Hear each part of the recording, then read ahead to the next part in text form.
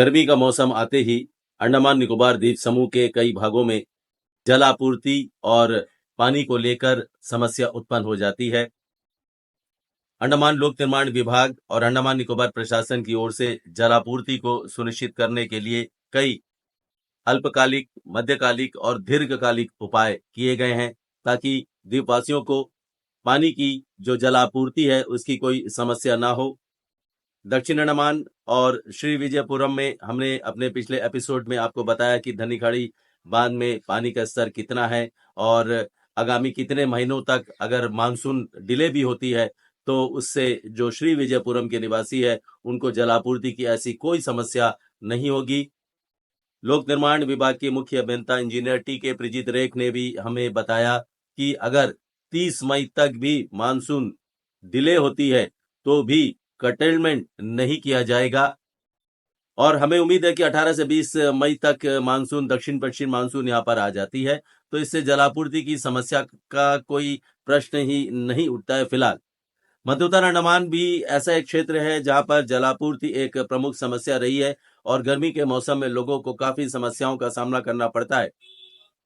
मध्योत्तर अंडमान जिला उपायुक्त नंदिनी महाराज ने हमारे संवाददाता डॉक्टर प्रशांत कुमार मंडल से एक विशेष भेंट में बातचीत में बताया कि जिले में जलापूर्ति को सामान्य बनाने के लिए मध्यकालिक और दीर्घकालिक उपाय किए गए हैं और वाटर मैनेजमेंट प्लान बनाया गया है ताकि जो लोग हैं वहां के जो निवासी है उन्हें जलापूर्ति की कोई समस्या ना हो सके। एडिशनल जो सोर्सेस है उन्हें टैप किया जा रहा है और पानी उन सोर्सेस से निकालकर दूसरे जो सोर्स है उसमें डाला जा रहा है ताकि लोगों को जलापूर्ति की जा सके और जो पानी की समस्या है, जो संकट है, उससे उन्हें निजात मिल सके। नंदिनी महाराज ने कहा कि लोगों की समस्याओं का समाधान करने के लिए जिले में पूरी कोशिश की जा रही है ताकि लोगों को जलापूर्ति की कोई समस्या ना हो सके। हमने विलेज वाइज स्टडी करी है कि कौन से विलेजेस में पानी की कमी है। हमने वाटर सोर्सेज की स्टडी करी है कि कौन से सोर्सेज में पानी कम हो जाता है, कौन से सोर्सेज को पाइपलाइन से कनेक्ट करने की जरूरत है और कौन से एडिशनल सोर्सेज हम बना सकते हैं। जो नए सोर्सेज बना सकते हैं उनके हमने एस्टिमेट्स प्रिपेयर करके सैंक्शंस दिए हैं। जो हम वाटर पाइपलाइन से कनेक्ट कर सकते हैं उसके भी हमने पूरी लिस्ट बना ली है कि कहाँ कहाँ हमें पाइपलाइन बनाने की जरूरत है। जो विलेज वाइज हमें स्टडी करनी थी वो स्टडी करके हमें पता चला कि सबसे ज्यादा impact of water crisis Mayabunder और पोकाडेरा एरिया में है।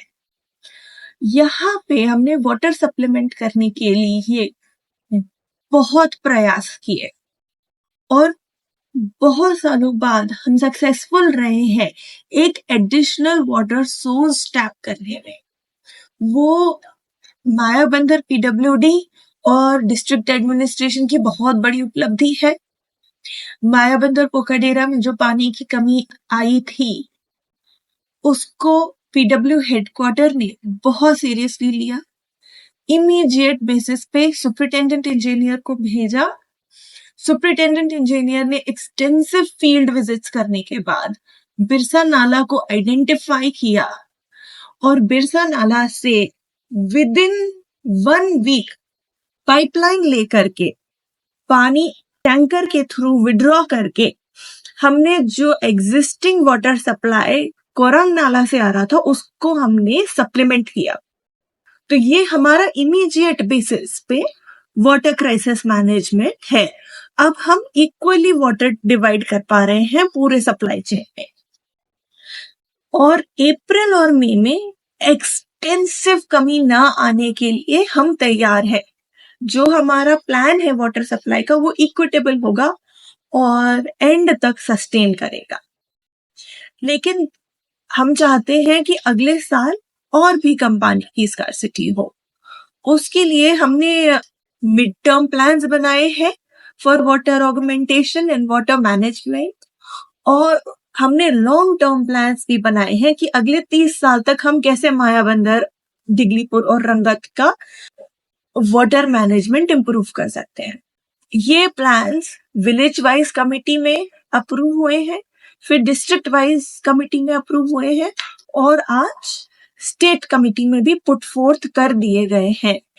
जल जीवन मिशन में हम हर तरीके से अपना प्लान बना के उसको लेवरेज करके एग्जीक्यूट करना चाहते हैं।